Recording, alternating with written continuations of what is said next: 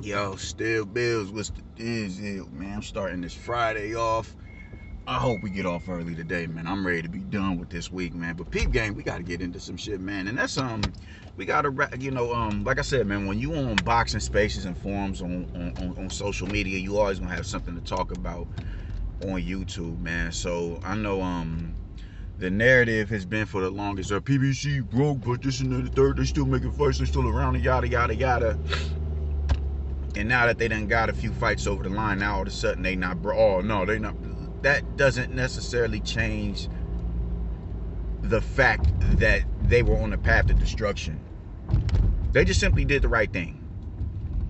They've had good fights over there for years. The point is they wasn't getting made, and because they wasn't getting made, the value in their broadcast plummeted. It completely depleted. It completely depleted.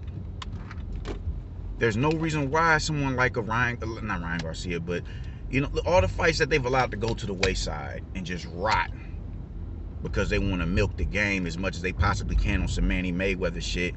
It was just it was deteriorating their brand. That's undisputed. That's undisputed. It wasn't until Tank and Ryan where they finally came to the conclusion that it's big money fights out here that we got. We just need to stop acting like little hoes and put them cats in the ring.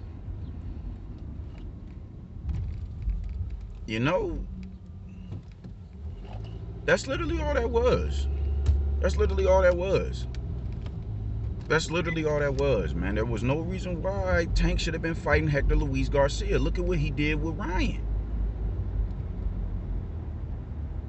And that put a whole bunch of choke back in their pocket. So, all right, cool. It was easier to get Bud and Spence over the line. We get Bud and Spence over the line. All right, bet. Now we got Canelo up. All right, cool. Now you see the increase in popularity or whatever the case may be to your flagship, man. But that doesn't mean that they wasn't on the path to destruction. They absolutely was. You saw it, and it wasn't as much promoting behind it. The numbers in the crowd was dwindling. The last big fight that they had over here was Charlo and Castaño. That was the last big fight that they had as far as viewership went.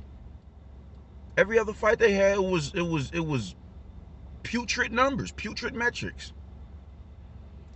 I don't see how anybody can sit here and debate that. Y'all can live in a fantasy land if y'all want to, because y'all want to stay loyal to Al Heyman, but simply put, you're wrong. You're wrong. They were definitely on the path to destruction. It's a reason. I mean, with the company shifts or whatever, man, and them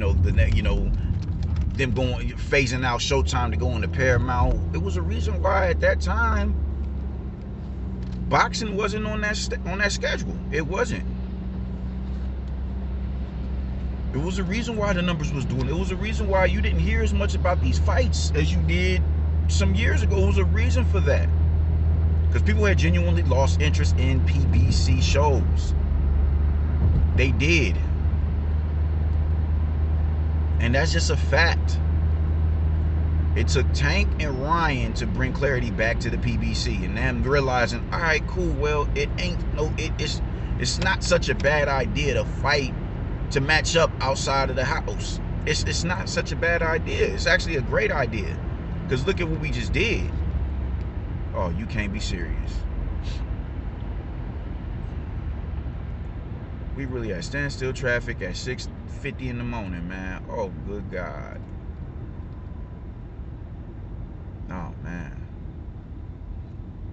But yeah, it just, I just can't for the life of me understand how you dudes can sit here and just be so dismissive to certain facts because y'all feel some type of way about saying, being giving constructive criticism to the likes of Al Heyman and his company that he represents. That nigga don't represent me. I'm sorry. I'll never forgive him for that Spence and Bud for them tickets. I'll never forgive him for that. I hope that fight does incredible numbers, but a lot of us wanted to be in attendance for that.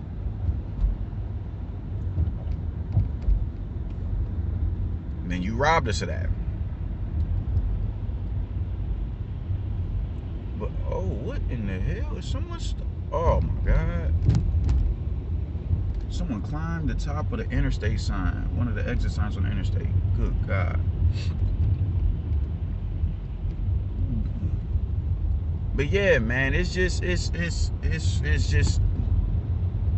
really ridiculous, man, how people can be so dismissive of shit and apprehensive to hold somebody's feet to the fire because they feel like, yo, I'll be a hater if I bring certain truths to light. And that's just not the case. The PBC was broke. It's not it's undisputed. That is a fact. That is a fact. They were going under. That is a fact.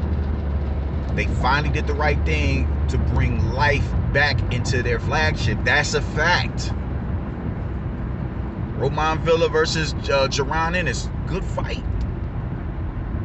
Good fight. Really good fight. A lot of people are overjoyed. I've talked to people who are overjoyed about this fight. And it's like, all right, cool. Why is Roman Villa good? Like, oh, he beat Rashidi Ellis. All right, cool. So why is Alexis Rocha a bum because he lost to Rashidi Ellis? It's just contradictions, you know what I'm saying? It's shit that you just can't get past because people just do not want to show the PBC in a negative light, and it's just ridiculous to me, man. The niggas was broke. It is what it is. They were going under. It is what it is.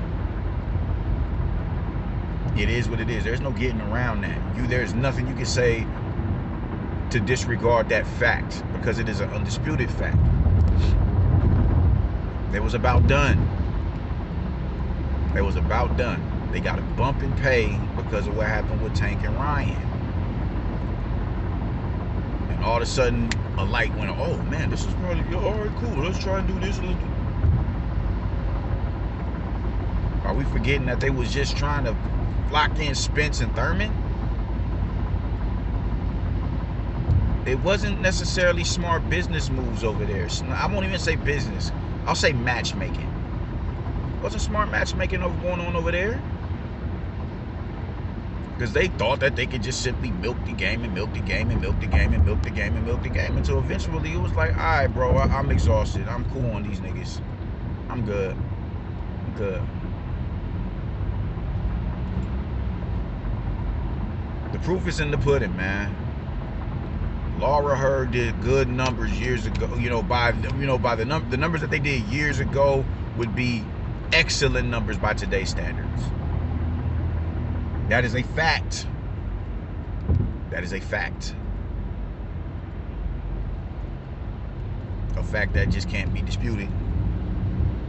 They had a multitude of big fights over there that they allowed to go to the wayside.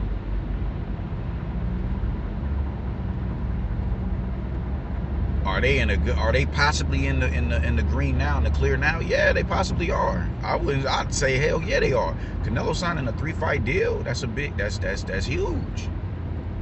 That's huge. That's a guaranteed million pay-per-views between each fight.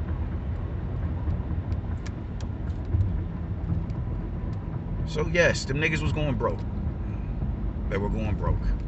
And there's nothing wrong with admitting that. Al Heyman is not no deity. He can be criticized as well because he did a lot of fuck shit and he still does do a lot of fuck shit. So I don't want to hear nothing from you niggas talking about how these niggas, like it's blasphemous to say that the PBC, their status. I don't want to hear that shit. Fuck out of here, man. So let's see what these niggas do in the next few months, man. Yeah, I'm outie. Deuces.